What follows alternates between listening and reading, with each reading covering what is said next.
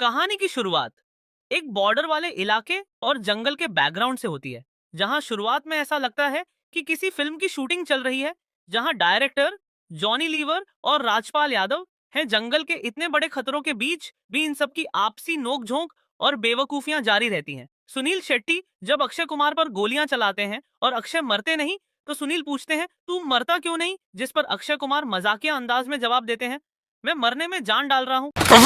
तू मरता क्यों नहीं? मैं मरने में जान डाल रहा हूँ। कहानी आगे बढ़ती है। फिर इस पलटन को देखते ही अक्षय कुमार, सुनील शेट्टी, अरशद वारसी को पता चलता है कि जिस फिल्म की शूटिंग के बहाने उन्हें जंगल में लाया गया है, वो कोई फिल्म है ही नहीं।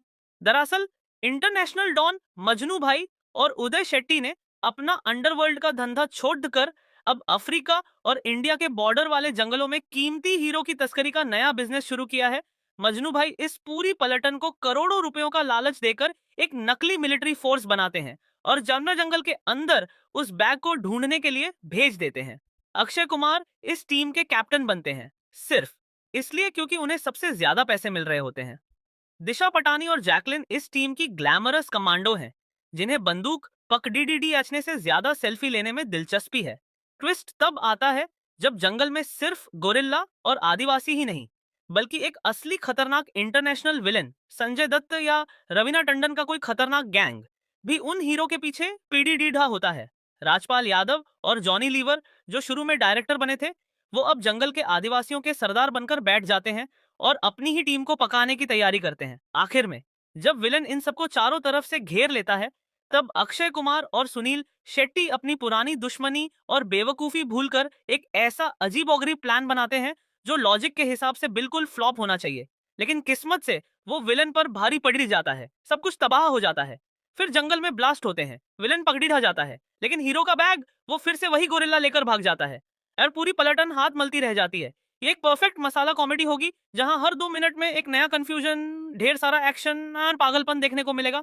आपको क्या लगता है? वेलकम टू द जंगल के तीसरे पार्ट के लिए ये कहानी कैसी रहेगी, कमेंट में जरूर बताना।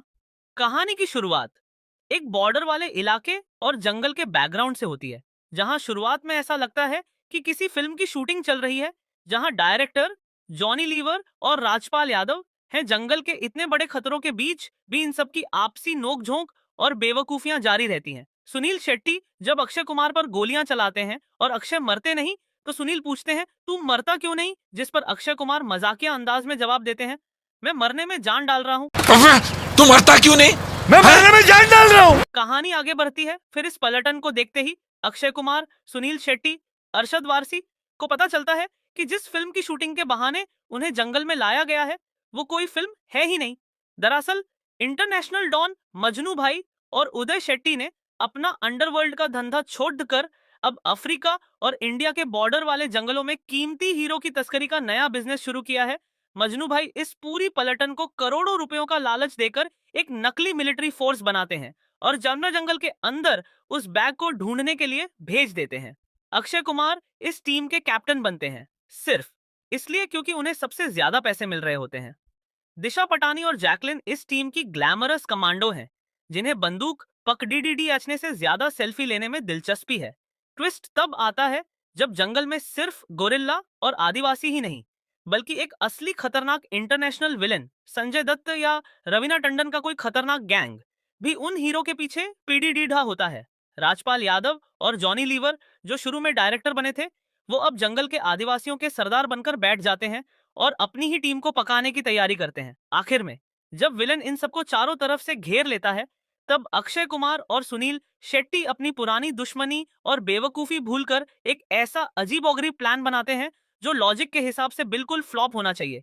लेकिन किस्मत से वो विलन पर भारी पड़ जाता है, सब कुछ तबाह हो जाता है। फिर जंगल में ब्लास्ट होते हैं, विलन पकड़ा जाता है, लेकिन हीरो का बैग वो फिर से वही गोरिल्ला लेकर भाग जाता है और पूरी पलटन हाथ मलती रह जाती है।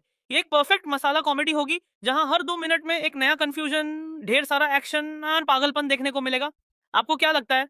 वेलकम टू द जंगल के तीसरे पार्ट के लिए ये कहानी कैसी रहेगी, कमेंट में जरूर बताना।